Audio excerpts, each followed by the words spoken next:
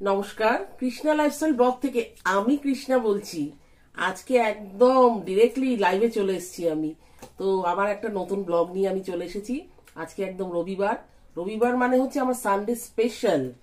মানে খুব ছোট থেকেই রবিবারটা আমার কাছে খুব মান্যতা পায়। তো এখন আরো মান্যতা পায় যেহেতু মেয়ে এই রবিবারটা আমার সাথে কাটায়। হ্যাঁ, ছুটির দিন ওর কাছে, এবং আমার কাছেও এটা একটা ছুটিরই দিন। তো ছুটির দিন আমি ছুটিতে কাটাই না, ছুটির দিনটা দারুণ দারুণ সব রান্না বান্না করি, আর একদম স্পেশাল ভাবে রোববারটা আমি কাটাই। মানে এর আগেও যে আমি ব্লগ মানে শুরু করার আগেও আমি তো ফেসবুকে পোস্ট করতাম।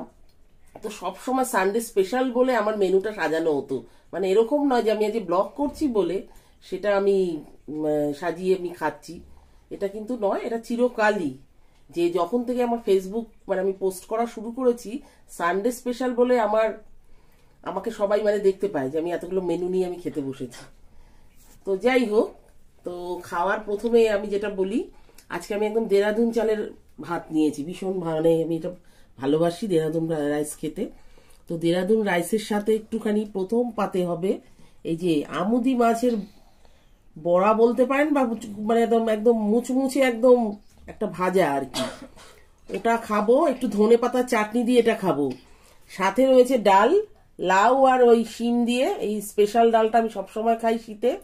তার সাথে বেগুন ভাজা। আচ্ছা, এটা হচ্ছে পালং শাক, নিরামিষ করেছি। এটা কিন্তু কোনো মাছ টাছ কিছু দিয়ে নয়, চিংড়ি মাছ টাছ নয়।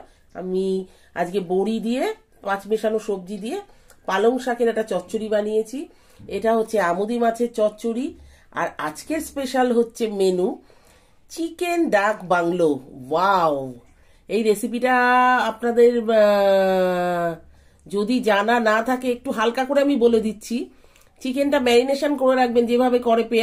পেঁয়াজ দেবেন না, রসুন, আদা, কাঁচা লঙ্কা, দই, একটু শুকনো লঙ্কার ওই যে যেটা মানে কাসুরি, যেটা কাশ্মীরি আর কি, কালার লঙ্কা যেটা, সেটা দেবেন। কারণ পরে আবার আরেকটা তো ভাজা মশলা দেওয়া হবে, তার জন্য লাল লঙ্কা যে ঝালটা সেটা এই মুহূর্তে দেবেন না।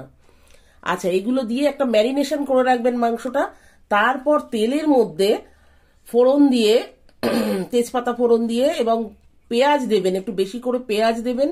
পেঁয়াজ ভেজে ওই যে ম্যারিনেশনটা করে রাখবেন 2-2.5 ঘন্টা, যতক্ষণ পারবেন ম্যারিনেশনটা যত হয় ভালো। করার পর মাংসটা দিয়ে দেবেন, মানে একটু বারিস্তা হওয়ার পর এটা মাংসটা দেবেন। দেওয়ার পর মোটামুটি একটু দেখবেন তেলটা ছাড়ছে মাংসের থেকে। ঠিক ওই মুহূর্তে আপনি টেলে নেবেন হচ্ছে শুকনো লঙ্কা, মানে এটা মাংস অনুযায়ী আপনাকে লঙ্কাটা দিতে হবে, আপনি কিরকম ঝাল খান। এবং সঙ্গে তেজপাতা, গোলমরিচ দেবেন। আর একটু যদি গরম মশলা দিয়ে দেন ওর সাথে খুব ভালো হয়। তো ওগুলো দিয়ে আপনি ওই আপনি যে টেলে নিচ্ছেন এটা, মানে এই ভাজাটা, এই ভাজা মশলাটাকে, এটাই হচ্ছে স্পেশাল আর কি ডাক বাংলোর। এটাকে আপনি ভেজে নেবেন ভালো করে, এই কারিটা এটা করে নেবেন, পেস্ট করে নেবেন। এই কারিটার মধ্যে ওই যে তেল ছাড়ছে তখনই আপনি দিয়ে দেবেন, দিয়ে এটা মাখো মাখো করে বানাবেন। সাথে কিন্তু আলু যদি আপনারা খান দেবেন, একটু গা মাখা মাখা হলে তখন। আচ্ছা, ডিমের কথা দেখেছেন কি? চিকেন যে ডাক বাংলো বলছে, এর মধ্যে কিন্তু গোটা ডিমও দিতে পারেন, আবার হাফ ডিমও দিতে পারেন। ঠিক আছে, ঠিক নাবানোর আগে আগে যদি একটু ডিমটা ভেজে দেন খুব ভালো হয়।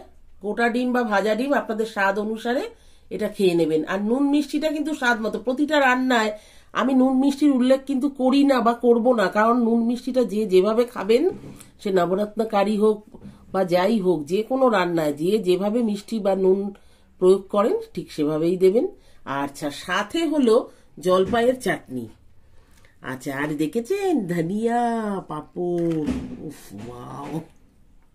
আজকের খাওয়া অসাধারণ খাওয়া। তো এইভাবে আমি আজকে আমার মেনুটাকে সাজিয়েছি। যদি ভালো লাগে like, comment, share and subscribe করবেন তো। প্রত্যেক দিন কিন্তু আপনাদের এত সুন্দর সুন্দর আমি মেনু মানে আপনাদের কাছে শেয়ার করছি, দেখাচ্ছি। তো এটুকু আশা তো করা যায় যে আপনারা আমাকেও নিরাশ করবেন না। তো এই পর্যন্ত আজকে রাখছি। তো চলুন, টাটা, বাই বাই।